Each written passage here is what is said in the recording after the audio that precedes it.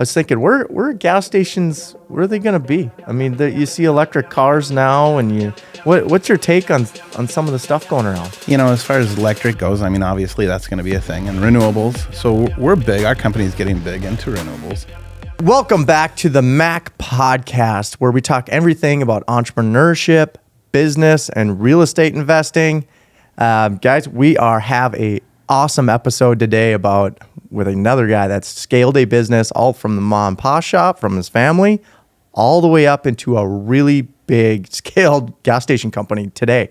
Guys, this guy has taken all the way up to 27 gas stations now with over 450 employees.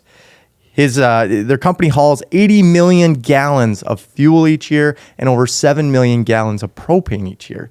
So, guys, in the last few years of business, his business literally has exploded. This guy is risk adverse. He can make decisions very quickly. He's one of my mentors, and he's very optimistic, and he's a great guy to be around. Thank you, Scott Reck, for being on here, man. I don't deserve to be a mentor by any means. You're an inspiration. Yeah. I'm sure you have bad days, Scott, but yeah. It seems like you've probably had enough of them where you know how to cope with them now. Yeah. And you probably smile coming out of them. You don't let it wreck your week. Maybe it wrecks your day, but yeah. You can still sleep at night. Right. Yeah.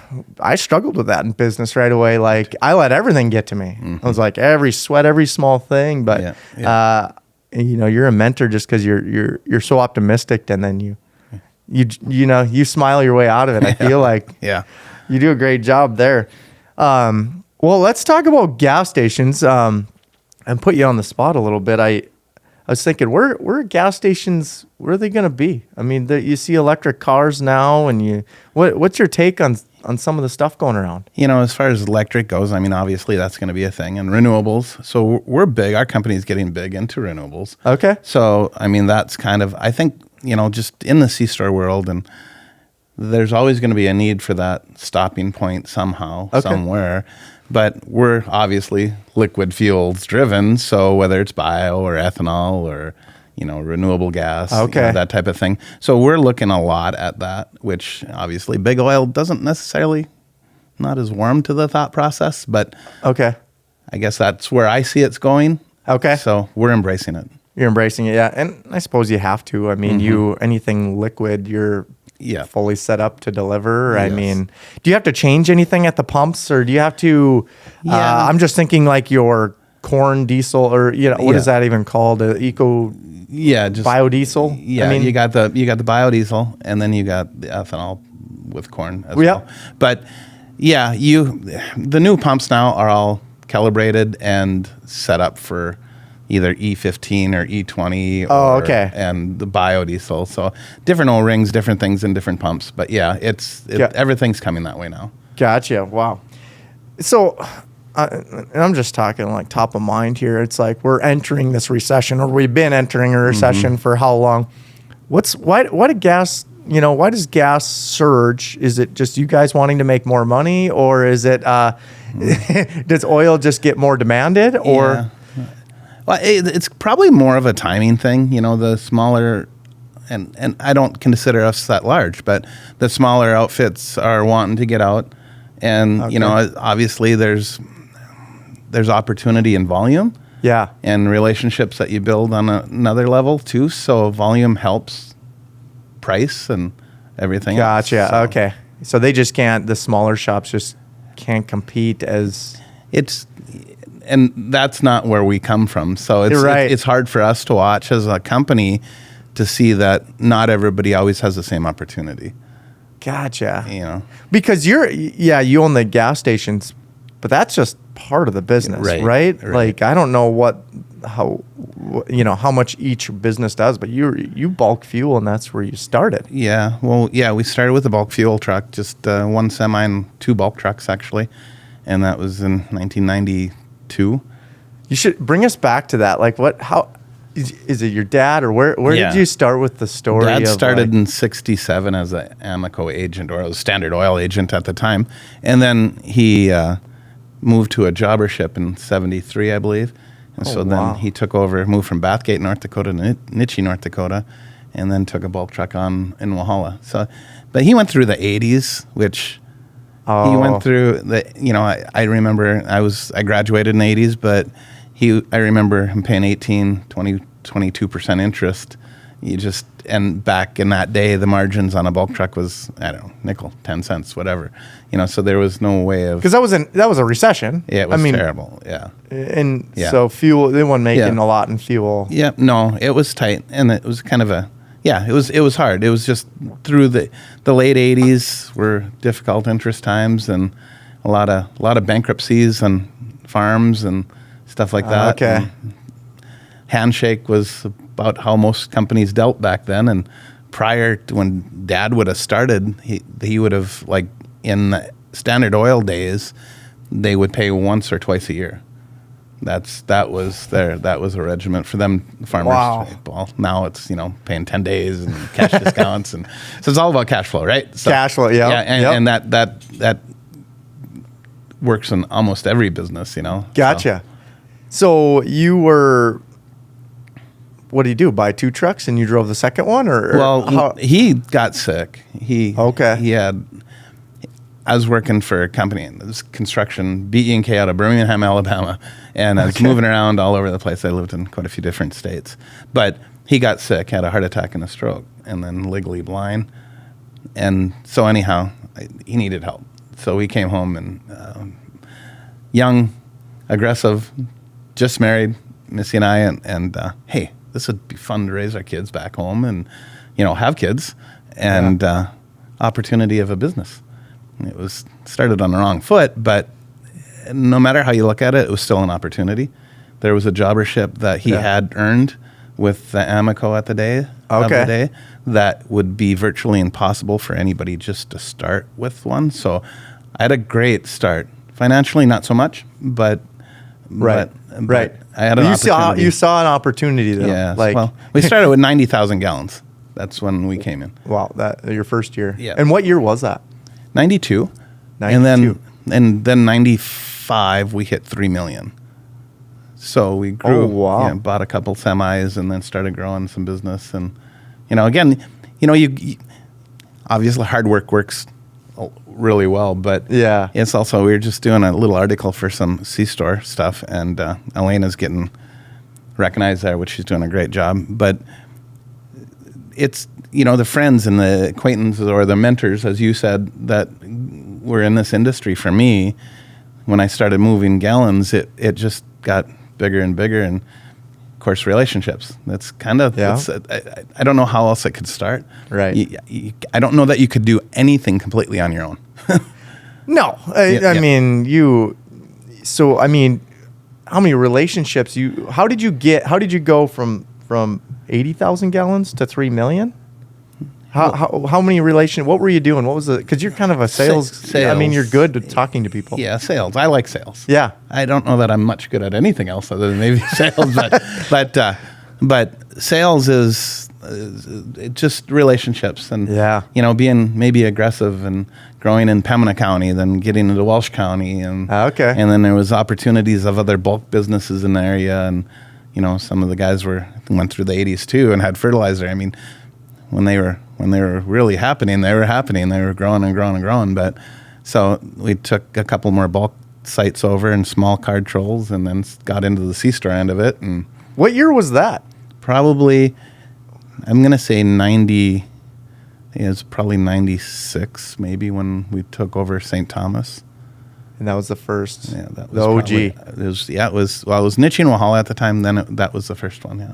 Wow. Yeah. What made you decide your bulk fuel, probably hauling for this gas station that what did they come to you, or did you approach them? Well, what's your tactic? That company had decided to downsize. Oh, okay. So and it actually is just an opportunity for us. So we jumped on it, and it came manned, which is very, very important. So yes. We started the bulk, and the world's gotten so much smaller throughout the years that, the communication from Nitchie, North Dakota, and Pembina County in the 90s were kind of, and then it's every day it's gotten bigger with cell phones, everything. Oh, yeah. Everything else. So I mean, St. Thomas, we got to know a lot of the farmers in St. Thomas, and they were good to us. And it's just those customers have made our business. Those people are our backbone support. I mean, we still have the first account Dad ever sold to.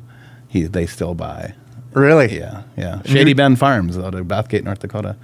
So, wow, shout out to you. And that's, I mean, imagine another generation, and that's pretty cool, actually. Yeah, getting to know their boys. Their boys, good kids, good farmers. They get a discount then for being the first customer? Well, they got number one. Yeah. Is that their number? Is that like how your system works? 00001. That's cool. That's freaking cool. Yeah.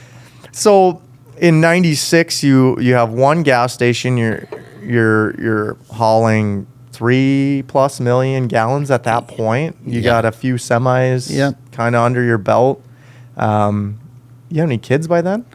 Yeah, Larissa would have been born. Okay. She was born in, boy, I got to think about that. But she was born in 94. So you were in the middle of the business. You were out. So what was a typical day for you when you were trying to get this thing? Like what was sparking your interest, and you were trying to grow it, obviously. Yeah. Well, you never say no, right? Okay.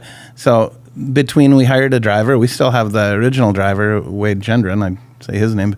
He started with us. He's still driving with us today, close to retiring, which is kind of a fun thing too. Now we're watching somebody that's actually grown with us. That's cool. That's gonna retire, and he did it here. And you were part of it. Yeah. That's cool. And he did it, but it was just kind of a partnership, so it was pretty cool. So, but yeah, and then we have a couple guys that have been original for a long time. And really? They helped make this business. They weren't scared of work, put the extra time in. Okay. Customer service, wow. And be able to get the product. Right. So you were growing this business, and then so it's always interesting in the first 5 years. You can't really say no. No. You just adjust. Yeah.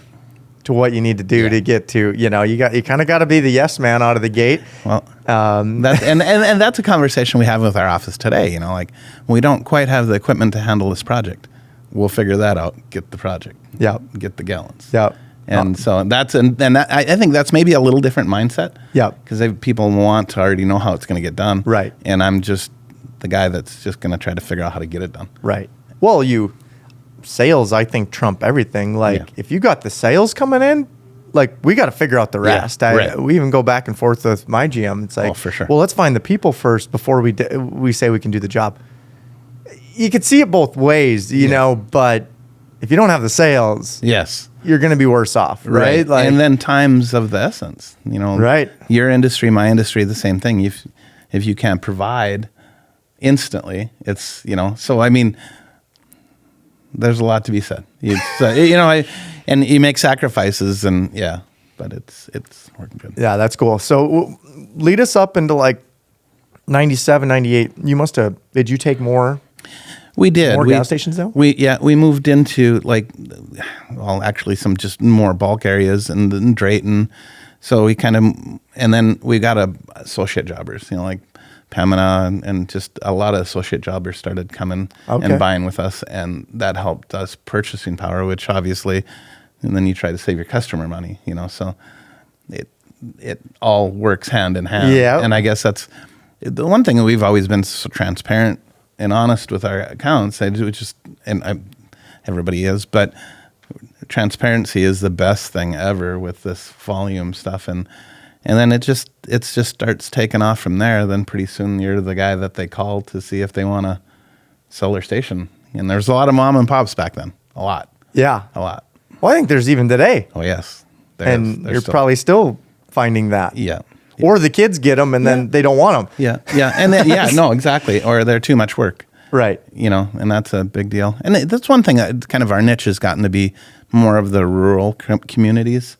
That's something we're fairly good at. Yep. Not necessarily, Minneapolis, that type of, but your Bemidji's or your Thief Rivers or your, that seems to be a good fit for us because we believe in being involved with the local. And, gotcha. And Elena's done a wonderful job trying to get the C-stores all hand in hand, and that's actually working really good. I can't take a whole lot of credit for that, but yeah. So where do you spend, where's your heart at? Were you running the one gas station and then dispatching from there, or Yeah. or where's your heart in the fuel or in the store? Volume, maybe. I because, like I always kid around, sometimes C-stores are a lot of management situations. A little more, it's tougher than just, hey, that driver goes from point A to point B. And so that gets to be a little more of a headache, but it's a necessary, and she shouldn't say it's a necessary evil because we love C-stores. It's a great thing, but we need the volume. Oh, okay. So we need the volume. So gotcha. And when you count on yourself kind of for the volume, that's important. Yep. Yeah. Well, that's the same thing why we develop projects for Yes. ourselves. It creates new work for us, and you got to keep, as you grow, you got to keep the thing growing, right? Right. And sometimes that comes within. Yes. So taking a thin margin here to make everything work sometimes is what Yeah. has to be done. Exactly. Yeah. No, good. What, so in the 2000s, you must have taken down some more gas stations then, Yeah. I'm guessing. Well, I think that's when Eastside came and got to be friends with the guy that owned Eastside. And then that kind of just opened the door for more bulk deliveries and that type of thing. So then You broke into East Grand Forks then. Yeah. That was from the northern. Yeah, from St. Thomas or Drayton really to East Grand Forks. And then, Wow. and then again, good people came with this. A lot of good people came with it, and we got some of the Oslo bulk plant stuff and the guy that was running that was still there and still here today. Oh, wow. Yeah. Alan's done us a wonderful job. But yeah, so it's just kind of taken off from there. And then smaller like Gonvik and Clearbrook. And I think in 98, we got into the propane because that was writing on the wall when my dad started the business. It was all furnace oil and home heat. Yes. Yep. They got the big tank in the basement. Yeah. So we either had to make a decision to get involved with home heat or get out of home heat, basically, and just furnace oil. And so when we got into the propane, which that's grown really well. So because that was kind of the adoption of like propane replaced fuel oil. Yes. Gotcha. Yeah. What's the difference of hauling that? It's basically the hazmat product is just a pressured tank. Pressured tank. Yeah, so that's it. It So keeps it liquid form and right. So yeah. And so it's about the same when you haul it. Yeah. Gotcha. Equipment's a little more expensive. That's for sure. Well, I'm thinking. What do the farmers haul to spray on their fields? The anhydrous. Anhydrous. Same. Yeah, so. it's a pressured, and I know if it explodes, it's not good. Well, anhydrous tanks are like 280 psi, and propane's 250 psi. So they're basically they're equal danger. Equal danger. Yeah. Jeez. So you ended up buying a gas station in Eastside. Yeah. From my memory, or you? Yep. We bought that one from Howard, which is a good friend of ours, and kind of just went from there. So wow. Yeah.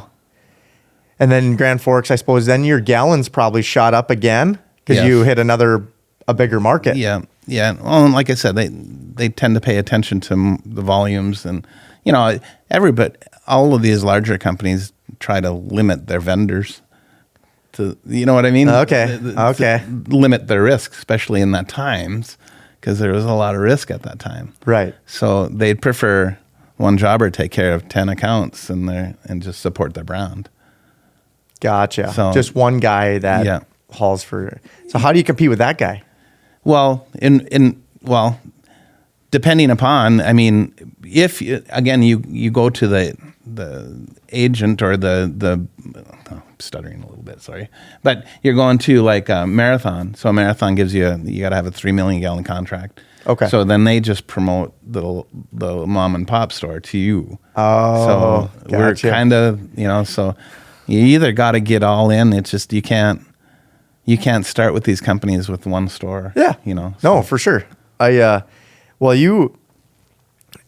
Somehow you kept growing, so when you hit a bigger market, like you were in the small making relationships with farmers and local vendors up north. What was the difference when you hit I don't know, there's 100,000 probably within Well, a 5-mile radius of here. a lot of it's gasoline and C-stores, right? So there's not a lot of communication and not a lot of interaction with the customer so much there. Because my heart's still on the egg and transports and right. the relationships. Bulk. And, yeah. And we like everybody that buys from us, we like to try to.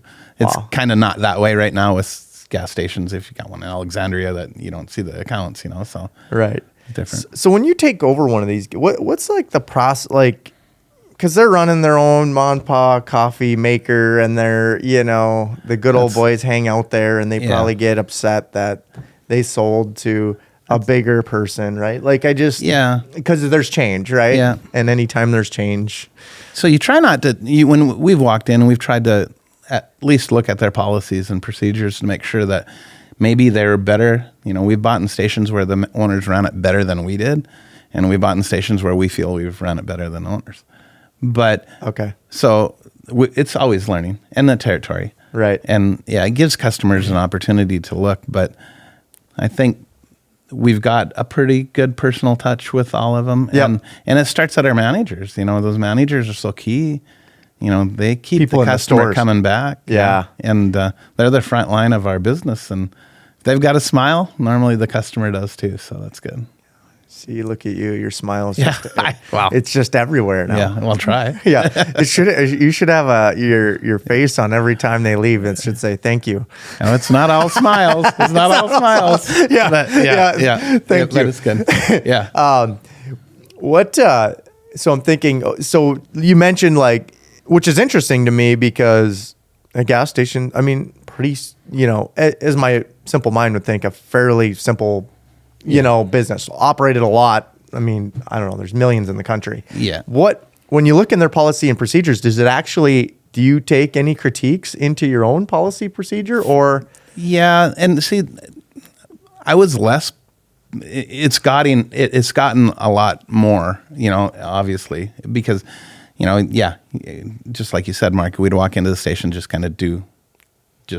Yeah. And this is where Elena's kind of stepped up a notch to be more strict on different things and just making it more, this is decided, making it easier to manage. Okay. For the managers. Yeah. I guess. Yeah.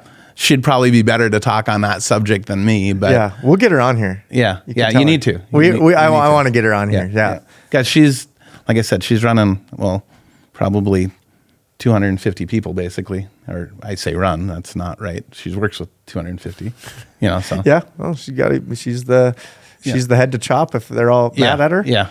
You don't want that. Well, that's neat. I was thinking about a company that it was a pest control company, and this guy just started buying pest control companies, which is like a guy in a pickup, maybe 2 pickups and 2 guys, right? But he picked up all these companies, and then and they were all different areas. It was in the Midwest, but he picked up about 20 of them, and different companies. He knew nothing about the pest control company, by the way. He just picked up all these companies, and they'd have different policies and procedures. So that's what it reminded me. Mm-hmm. But he ended up taking 2 of the best guys who ran it the best and moved them up. And then he had them implement their systems in all the companies. And then I don't know what he had. He had $1 million into buying these 20 little companies. And he had a 40x multiple to Terminex or something. He sold it for $40 million. It's what? I know. It's the guy.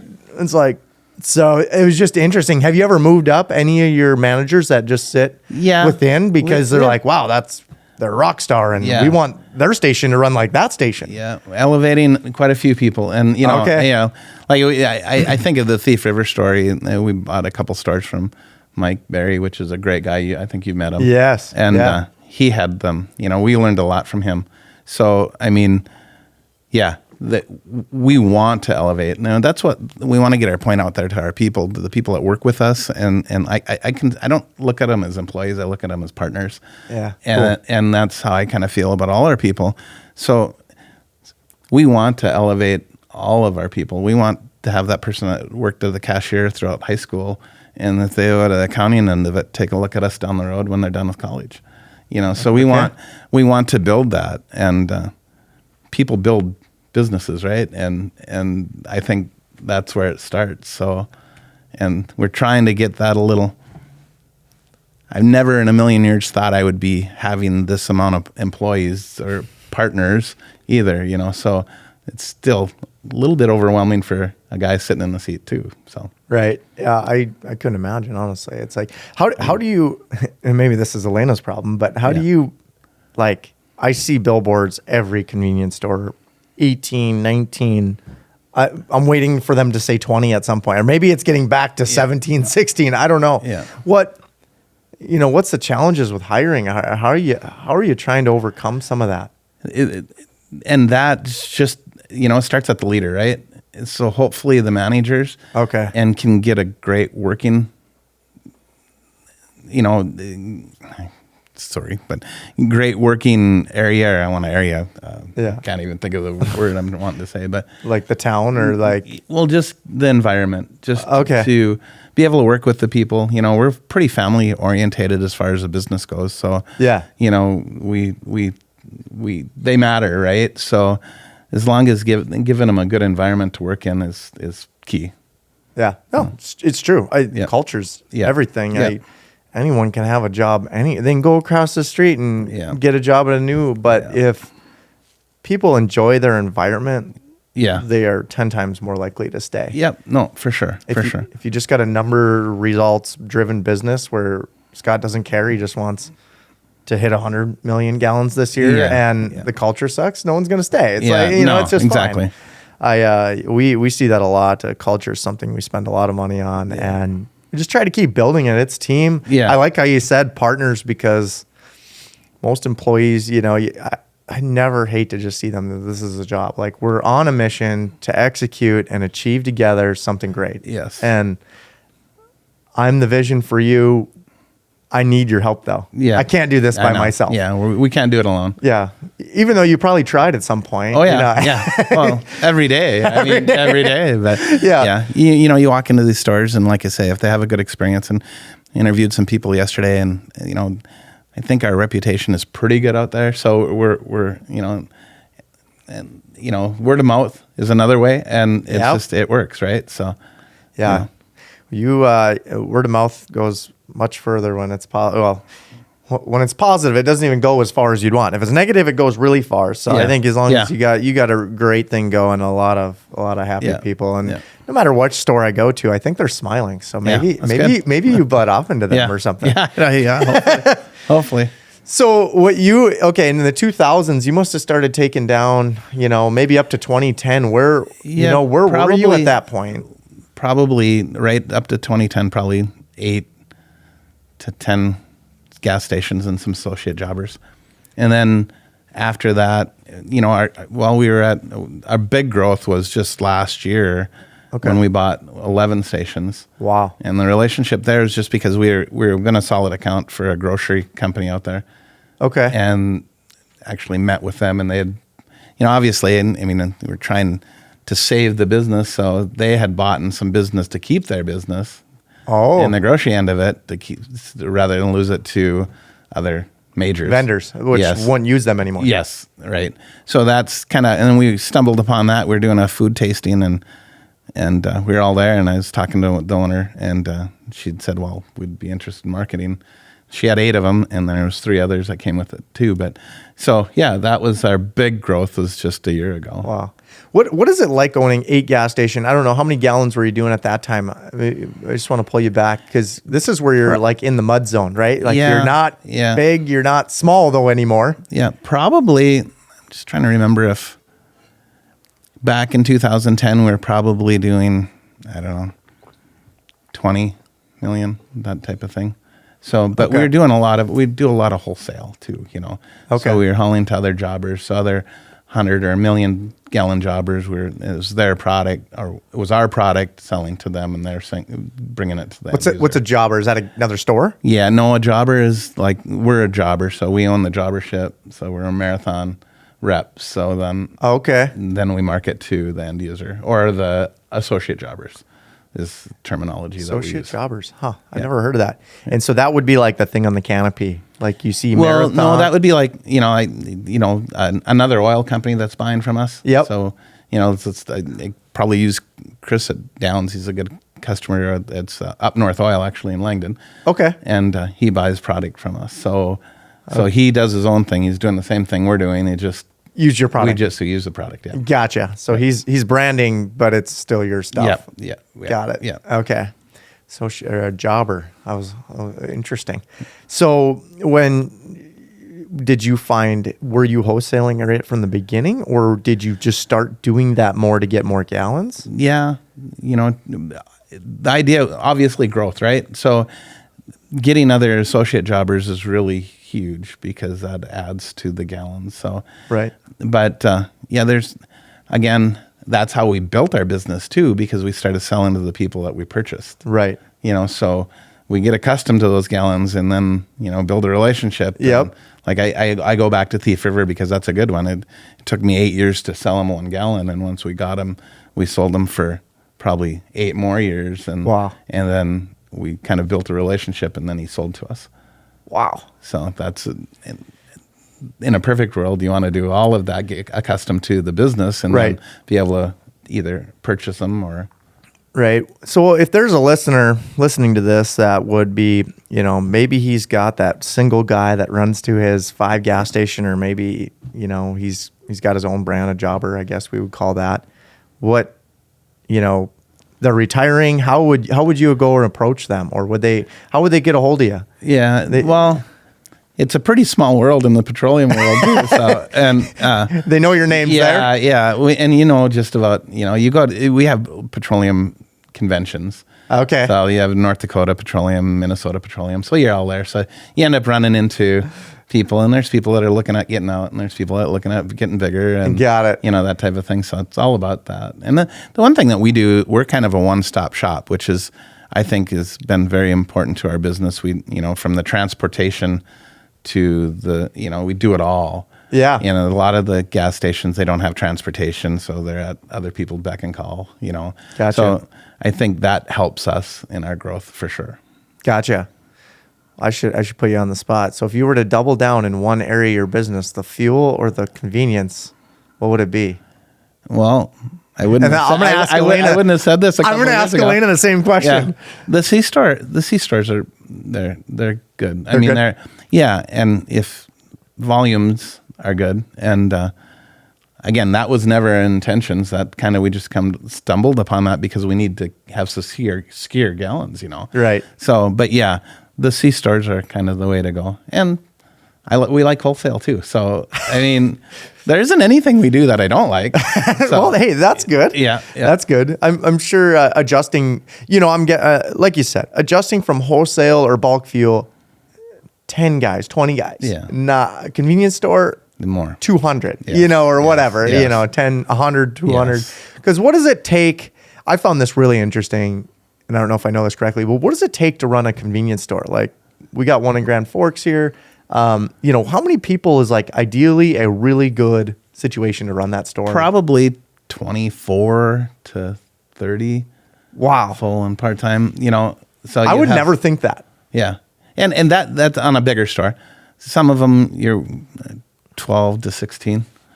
That's a lot of people. Yeah. And then there's small, we're in rural areas too where you have 4. Yeah. Consistent ones. Yeah. Because where you have 2 and they're working all the time.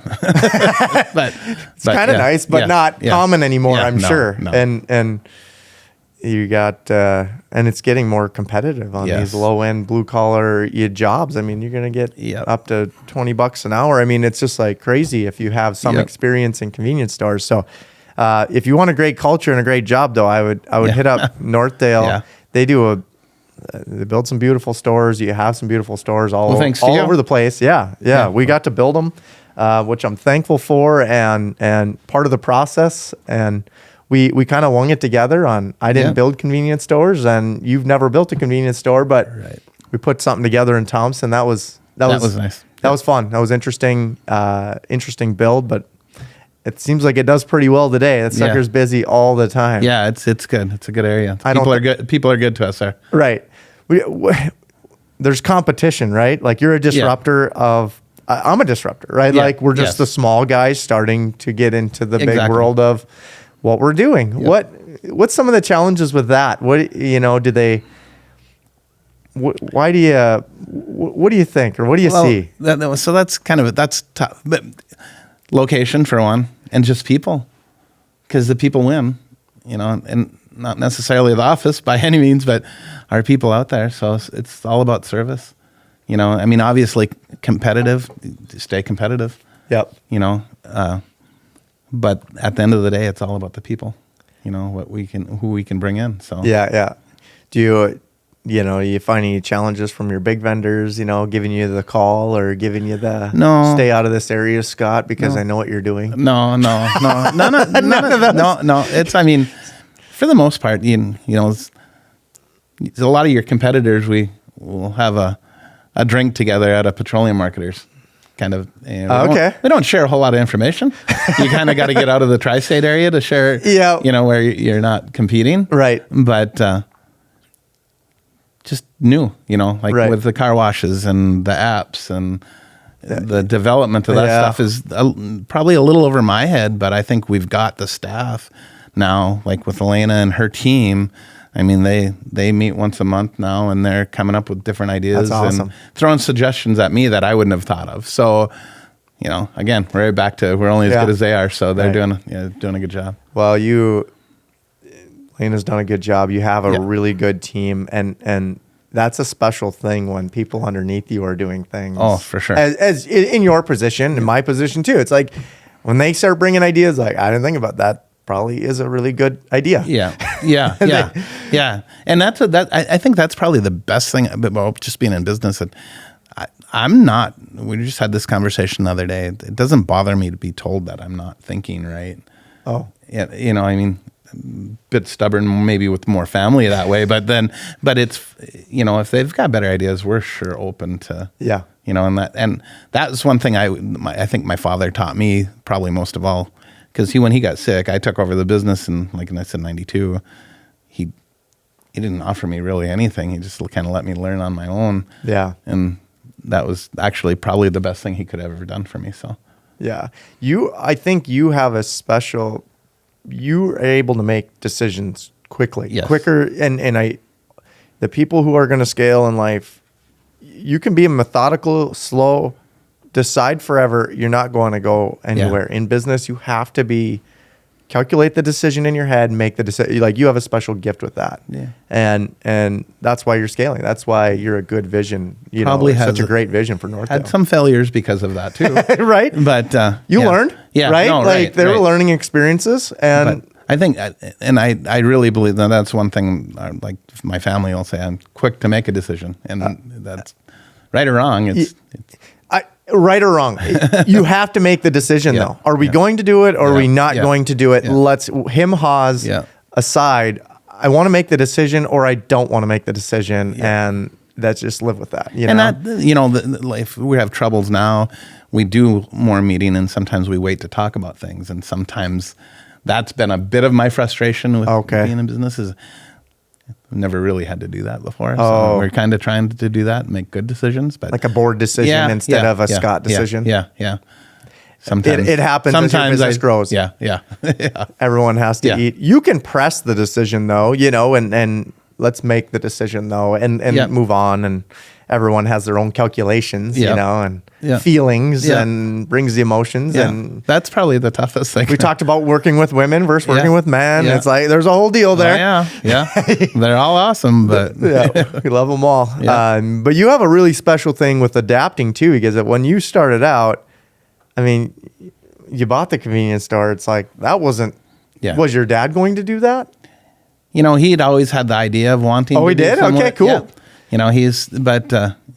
Yeah. It just wasn't timing. It's timing, right? And a lot in businesses, it has some to do with timing and luck too. You be right place, right time, and then people. So wow, he's pretty proud, I'm sure. Well, he got us here. He started it. That's so awesome. There isn't any any negative stepping stones throughout this whole. Just learning curves, right? Right, but it's not like this was an overnight success. No. Everyone, you know what I mean? They only see Scott probably in the last 2 years. Yeah. really heard in Northdale, right? Yeah. Like, Yeah. oh, he's just, overnight. And Yeah. now he's just taking down no. Yeah. No. This is no. a grind Yeah, since 94? Yeah. Yeah. 92? 92, yeah. So a lot of blood, sweat, and tears, as they say, right? And and you go back to my partner Missy. I mean, as far as she's allowed me to just go and make the sales, and she's done the family and the books and kind of behind the scenes. Yes. Like we had a meeting here the other day, and I was just telling our office staff, we're no good without them. That's a backbone of our operation. We can, so they're as important as any of them, Right. So what? Well, I gotta talk about this because you got generations underneath you. Your family's working with you. yes, A lot of your family. yes, So talk to me as gracefully as you can, Missy, Helena. I love you both. Yeah. But I have to talk about this because in business they say never work with family, never work. There's different things, and people are saying this. I don't know what they're like to work for. I don't know what their culture's like, but you're a family-oriented business, and they all work for you. Yeah. Or not all of them. Well, just about all of them. Nicholas's wife, Brandy, she's been doing some of the marketing, doing some of the stuff with Elena now. So those two have gotten to more in the C-Star end of it, and she's been a huge asset. Nicholas is your son. Yep. Okay. Yep. And then Elena right now is working, and obviously my wife. But is it tough? Yeah. Sunday afternoon conversation sometimes cannot be, and my impatientness is a bit of a problem, but but overall it's good. We all have the same common goal, and I will say my family and the staff we have, they all have just such great work ethic that they earn it, you know, and they feel it, and they and that's the best thing, son-in-law running.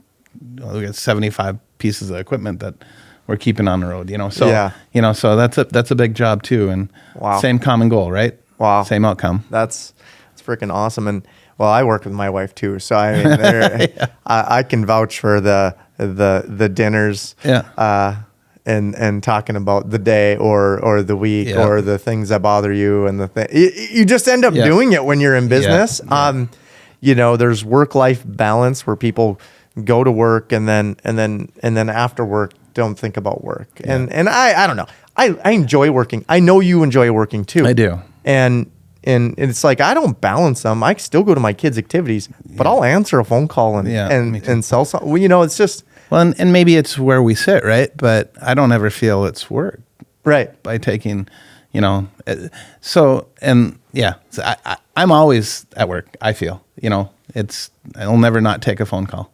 Whether it's Saturday or Sunday, sometimes gets to be a bit of a problem, but But, you try to do your own thing a little bit. Well, you can ignore what I mean. I just over it at times. Like it's like that thing's going in the glove box or Well, Missy has one strict rule on Sunday after church, and we go to church every Sunday, and there's no talk work at her table. At her table Sundays. Yeah. Sundays are for sure. Sundays are quiet days. Gotcha. But I always hear, it's like, don't work with your family, work-life balance, because you don't want to get burned out. It's like, I enjoy working, and I know you do. Having like Elena and Brandy be a part of it and see their enjoyment of their people and getting it's a thrill for me. Does it add a little pressure, Mark, going through generational? Of course, because where you're at in life is where do you want to be. Again, you hit the accelerator one more time when you bring another generation in, because you're always worried about the next level. Yeah. So it's a motivator for me. Okay. But not just family. Our great people are motivators. I sit down and coming out of a meeting with some of our sales guys, and they're excited about going on to the next thing. It gets me motivated again. Yeah. And I think everybody needs that occasionally. That right. Oh yeah. Kick. Why not? Yeah. Why not? Oh, it's good. It's good. As things scale, you're gonna keep bringing good people around you and try to get things less reliant on Scott. I mean, you're building a beautiful new office building. Yeah. Thank you. We go back and forth. I wanted to build an office. Yeah. It's like, that's the hardest. You know what I mean? On paper, nothing makes sense about building an office building. No. But You do it for the culture. Yeah, and you're right, and that's probably, and we've talked about that too. They're going to enjoy coming to work there. They are, and that's going to be nice. But it is probably the hardest money that I've ever decided to do. You're like, how many gallons am I going to pump, and how many Snicker bars can we throw through this thing? But a smile on a face is a big deal, right? So yeah, and they're happy, and well, how are you going to make money at that office? You've probably thought about this. Yes. Well, I think we got to figure out if they're happy, we're going to do better. So, okay. If you're buying with happiness. Yes. So, well, if we have qualified people in doing their job, we had that conversation as well. It's just, if they do 15% more of this, it allows me to do 15% more of what I'm maybe a little better at. Oh, so I'm not good at everything, and we're kind of learning those roles too. So, Gotcha. Yeah. Yeah. No, you will. It's exciting. I'm sure for you. You got a beautiful gas station here. What? Well, we're now we're in 20 or 23 already. Mm-hmm. So we know you're not. We know now that you're not an overnight success. But in the 2021 and on, you had a lot of expansion. Was there any problems with scaling that fast? Because you almost doubled. Yeah. Right? Or close to it? Yeah, close to it. C-stores for sure. What is that like? And what was the pains of that if someone else does that? Well, fortunately, it wasn't a whole lot on me. More on the back end of it. There's a lot of heated conversations amongst family during that time because I tried to get it closed immediately and get it done, Okay. But yeah, so it was the learning curve. Missy and I didn't quite see eye to eye on dates and stuff like that, but she had to put a lot together. It was a lot of paperwork to get it organized, right? And obviously we had a good lawyer working with us, and we were able to close it. But the volume, we were doing some of the volume prior, so it really didn't take us by surprise. The stores and the people, yes, and that kind of on management. Lena and Shelly, we have Shelly Claus that works out of that Alexandria area that's been with us off and on for probably 25 years too. Oh, wow. And so she's been a huge staple. asset. Well, she gets to know the people, Yeah. And then she can lead our culture out there. And they were actually really excited about some of the changes. So. Right. Well, I'm sure it's a test on your policies, procedure, your systems. Yes. I mean, you double, so then now you got to get, I'm sure you'll lose some people, I don't know, when you buy stations and they get out of old habits, and now we got to be profitable. Yeah. We're moving from mom and pa own this with zero debt to, I don't know whether you're taking debt, but I mean, whatever. It's got to be an operation to make money. Debt. Yeah, there's definitely debt. But yeah, and it actually was a really good change. And again, the right people in the right place to show what we're about. And they felt good. A lot of them were comfortable right off the bat. So it was I didn't do it, but it went really, really well. To go with those 8 gas stations, it was almost like they were ours the whole time. Gotcha. Yeah, that's always interesting. Everyone wanted to double, Probably your dream. I mean, hey, for sure. We can take this to a whole new level. Yeah. Because now you're probably getting eyeballed by bigger people than you, right? Like I'm sure there's corporate eyes on you. We left the location, and I had kind of talked to the owner of the brothers markets, and the 3 of us were in the car, Elena, Missy, and I, and I'm like, Missy, well, we have an opportunity here. She's like, no, and I said, what do you think, Elena? Yeah. So it was 2 against 1 right off the bat. So we have some of that stuff too. I bet you guys have really interesting Elena, Missy, and Scott rides. Yes, we do. We do. We do. We do. Because you're driving to these gas stations sometimes together. Yeah. And they're an hour or 2. I bet you. Those. If there's a microphone I think they enjoy hanging out with me, but I'm not sure that's true. But I enjoy hanging out with you. I don't know. I think everybody enjoys hanging out with you. That's what I think, but maybe not so much. But. Yeah. I wish I could hear some of them conversations because I'm sure they're interesting. You got family involved. We're gonna double, and this isn't all my problem. Yeah. But we're gonna do a lot more gallons. Yeah. Well, that's cool. So we're in 2023 now. We're operating all these. You must have hit a threshold of comfortability with the new ones. Yes. You figured that out, and what's the plan in 23 then? We were talking a little before. I don't know what you can share and what you can't. There's some opportunities, and it looks like we're researching them now, and maybe builds, maybe not. But right now, and that's a tough thing of being in business. You can take a brand new station and build it, and the dollars you'd have into it versus buying something that's already cash flowing. Yep. So there's got to be a trade-off in growth, I think, where you could maybe build one and buy 2 or 3 and, that type of thing. So that's kind of worked out good for like building this one and buying those 8 because that was instant cash flow, right? So there's a balancing act there. Yeah. Well, in new development, let's just talk. I do the apartment game and or existing. I buy existing properties and I build new properties. Right. I think it's great to have both because as the aging properties, the repairs, the stuff. I mean, it's just stuff. Yes. You got to put a lot of money into these old buildings, and it's like, is it worth it or not? For sure. And I do the same thing in apartments. It's like, this thing's just kind of a dump, and now I got to pour a bunch of money. But it is nice having new product versus old, and it's like you kind of constantly upgrade. Just because your new products, it's like a lot less headache, and it's newer stuff. And I don't know what these pumps cost, but I'm sure it's astronomical. You're 100% right. And then that's another reason this industry has gotten so big, so expensive. Regulation. And apartments, gas stations, probably not a lot different. They probably, if they're looking at marketing, they're not updating everything or they're not painting the apartment building. They're right. So you come in with all this maintenance, but that's okay. Then you build it the way you want it, right? Yeah. And that's probably been... it's okay as long as you don't pay for that improvement prior to the purchase. But at the purchase. Try to get as much covered as you can. But it's kind of like the apartment game. I like to own both, and it's always my newer product that I really like. Those are your gems. Yeah. Those are you're never letting those go. You know. And so, but there is a good with buying existing. That's the only way that you can scale unless you lay out a ton of money to go develop. But who has that kind of capital to just scale that quickly? Exactly. That's when you're in the probably 100 to 200 store range. Yeah. And you're like, we build 4 a year. Yeah. And that's just the thing. Yeah. That's what we do. Yeah. I was at a convention talking to a guy and that's all they do. And I think they were at the 250 and they're down south and all they do is build new. Okay. But then, the game's a little different. It is different. The one thing that we're in rural areas, not that we're in areas that are growing to some degree, but not like some of the southern areas, like crazy. Wow, every corner is a new corner. How can we build some gas stations down there and get some trucks going? Well, like I said, Brandy's down there, so if Brandy listens to this, she should find some locations and take a look at it. But yeah. I'd go down there with you. If we might not get a lot done if we go down. That's true. They have margaritas a lot, and we'll go down in the winter for sure.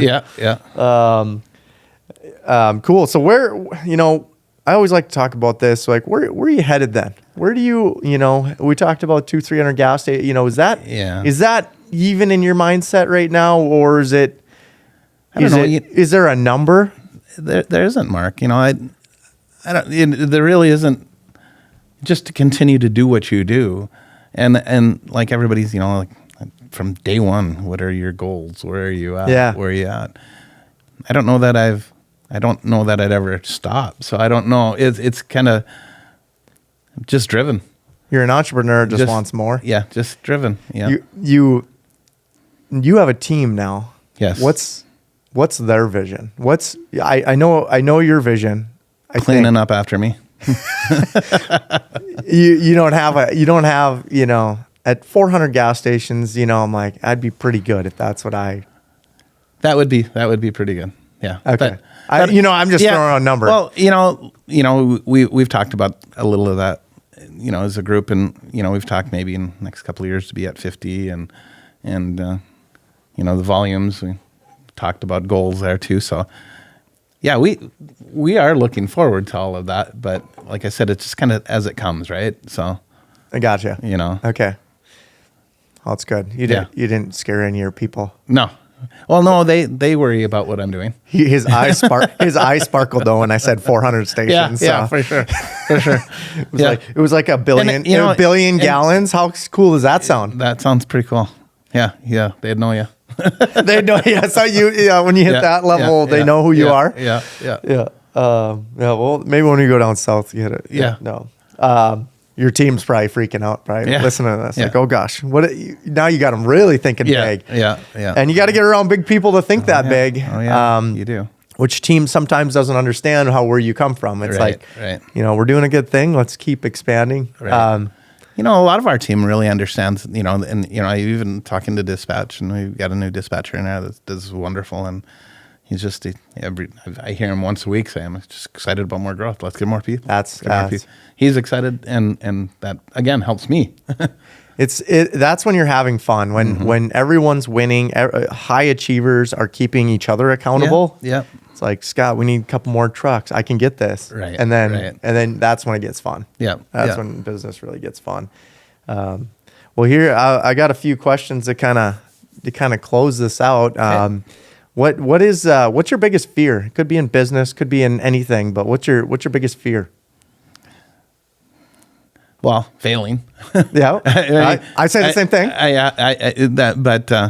And I don't ever feel that's an option. You just seem to try to work harder, right? Yep. Sometimes you can't work yourself. Oh, you get plenty of times in the mud as an entrepreneur. Yeah, you do. I don't know. At the end of the day, nothing really. I don't know that I have a good answer for that. It's just failing is going to be the biggest thing, and obviously family and family and friends. That's the most important thing to me too. I'm so close with a lot of our staff in our office and stuff like that. They're brother and sisters too. Yeah. Or they say daughters and sons, and I don't like that terminology. So we're daughters and sons. Yeah. I don't want daughters and sons.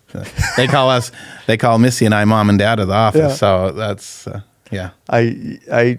You have a personality that's just like that. You take care of things. Yeah. I mean, you do. You get things done, and Missy's just so humble. Oh, she's opposite.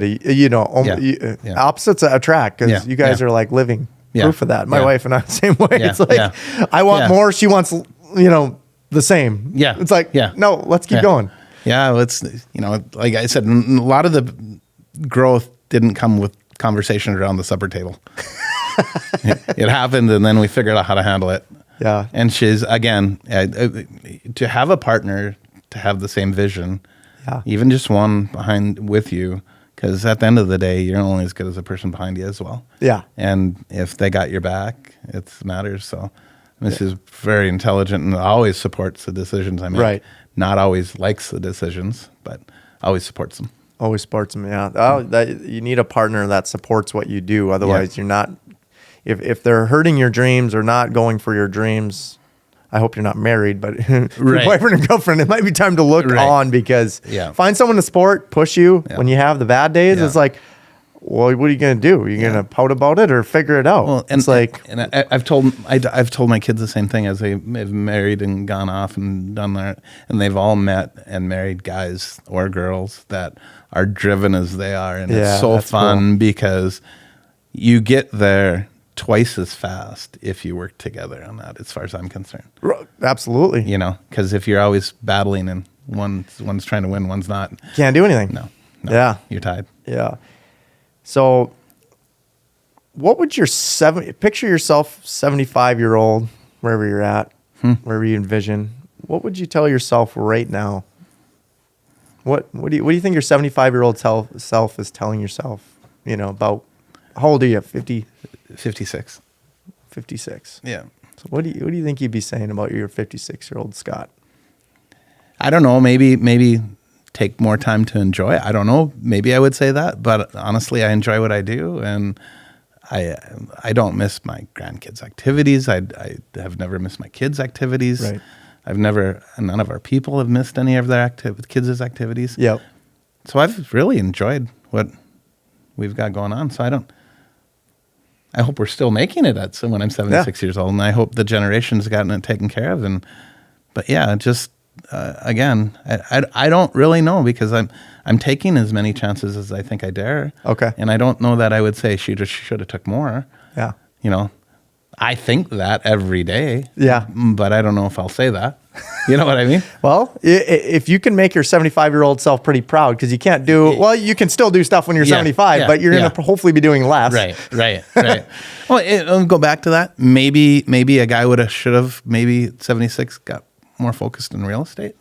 Oh. Versus, maybe put some of that over, maybe. Because that that's never hurt anybody. Does the real estate, so do you find security in that? Does that give you now Scott doesn't need to sell gallons to produce a result? No, I'm still driven on the business end of it for sure. But, that's kind of like a savings account. Okay. Right. Gotcha. I mean, it just sits there. And, my uncle told me once, he says he owned a sewer company in Portland, Oregon. And he's not doing very well right now. But, he's done very well with his business. But anyhow, he said, if you can just keep moving forward, pretty soon you'll turn around. There's going to be a lot behind you.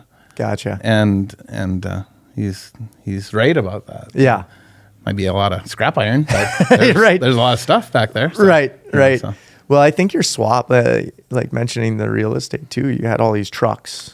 You just had the trucking company today, and you did 1 billion gallons, but you didn't have any of the real estate side. Like you didn't have all these convenience stores. Right. I know you're doing storage. You have some other real estate, and it's hard. Then the tax game is probably much more beneficial to you having a split. Yeah, for sure. Obviously, the old saying, you don't pay tax on debt either. Yeah, right. Yeah. Yeah, you get to write off the interest. Yeah. So, it's kind of a balancing act, I guess. Just build, right? Yeah, right. And again, we're driven on the work end of it with the stations and stuff like that. And that seems like something that we've gotten relatively good at. So I guess that would be right where we'd continue to go. Yeah. Right.